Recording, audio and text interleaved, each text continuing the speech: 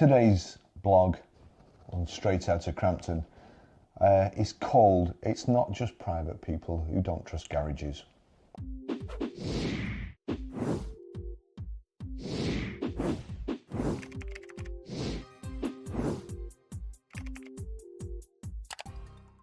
The trouble is that cars these days are too complicated. You need to be a rocket scientist to diagnose and fix problems, and usually the fault is electrical and it's controlled by an ECU, which costs a fortune and has to be replaced with a new one. Then you have to have the equipment to tell the car's master ECU, its brain, that you've fitted the new part before the newly fitted part will even start working. As an example, I had an Audi TT DSG, which is a Tiptronic automatic convertible with £1,000 start in it. That's my profit margin. The car was just out of warranty when it started bumping every time I selected a gear. No fault codes were stored on the ECU, and the people I deal with hadn't got a clue what was wrong with it. It needed a specialist, so I rang the service department at an Audi dealer. He assured me that they were unaware of any known faults on the DSG automatic gearbox. I resorted to Google and typed in Audi DSG gearbox problems. I didn't read all the 20 pages that came up, but it did leave me wondering how Audi was unaware that they had a problem. I can only assume they don't have an internet connection. The Audi dealer first suggested that the oil in the gearbox needed changing, and the gearbox ECU needed a software update. I questioned why I had to pay for a software update, and that if the software needed updating, then it had been supplied new with an inherent problem. I also told him that I'd looked on the internet and there would seem to be a common problem with DSG ECUs. The service manager was adamant that his recommendations would cure the problem. I had reservations, but I left the car with him anyway. Having got the call from Audi and been promised that it was now fixed, I jumped into my car, £224 poorer. Selected first gear and received a mild case of whiplash, but no refund of the money. I'd just wasted the money. Next thing Audi suggested was a new gearbox ECU at a cost of £1,800. This would mean that if I sold the car for full asking price, I would now lose £1,024. Still, I couldn't and I wouldn't sell the car to a customer with a fault, so I had to take my medicine. The part was ordered and I returned the car a couple of weeks later. However, they did have some good news for me. After I'd pointed out that the car was just out of warranty and had a full service history and the part wasn't subject to wear and tear and shouldn't have failed. So I asked the dealer to submit an abnormal warranty claim request for a contribution from Audi towards the cost of the job, and they'd agreed to limit my costs to £1,000. So thanks for that, Audi. The job was supposed to be completed within 3 days, but after a week, I hadn't heard anything, so I rang to ask where my car was. I was told it was in their compound, waiting to be repaired. That's strange, I said, because guess where I am? I'm standing outside your compound and I can't see it. They told me the part had arrived from Audi and been fitted, but the new part was faulty, so they had to wait for a new ECU to arrive from Germany, and my car was parked in an off-site compound. The guy sounded a bit flustered, and I have to say that I didn't believe him, as there were loads of room on their compound and I couldn't see why they would move it off-site. Another 3 weeks passed and I eventually got the call to say that the car was ready to be collected. This was when my problems began. After settling the bill, I was shown to my car. It's a good job they showed it to me because I wouldn't have recognised it. When I dropped the car off, it had just been valeted and I'd filled the tank up on the way. I know from my own personal experience that there's nothing more annoying than having to take a customer's car for a test drive only to be confronted by a glowing low fuel light. The car in front of me was filthy, not just in a being worked on by an oily mechanic sort of way, but had been absolutely thrashed sort of way. The alloys were covered in brake dust, the car was covered in mud sprayed up the sides, the interior was filthy, both driver's and passenger side footwells had dirty footprints on the mat.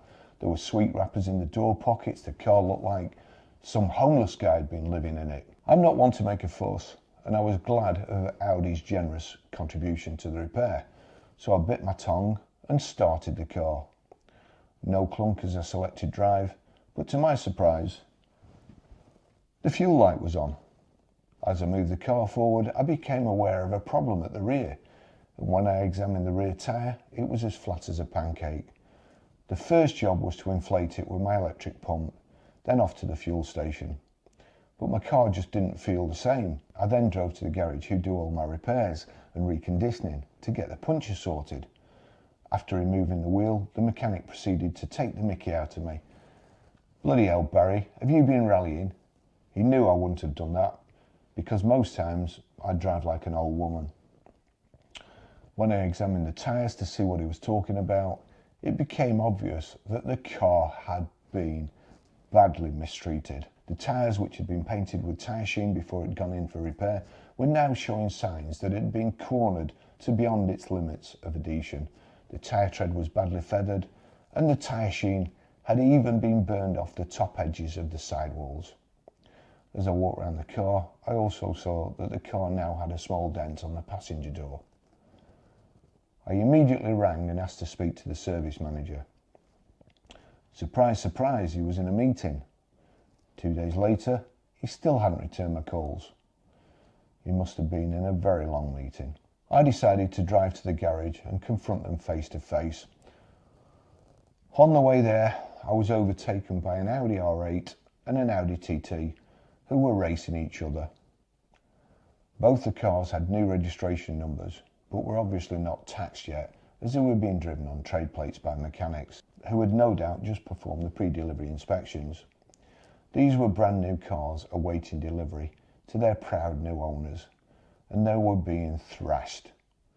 I've been out of the new car job for a while now, and you don't need to run cars in like you used to, but I was certain that ragging the arse off a new car was not part of the pre-delivery inspection. I was also pretty certain that this is what had happened to my car. The service manager, however, had a completely different explanation. In the interest of fairness, I'll let you make up your own mind. Me.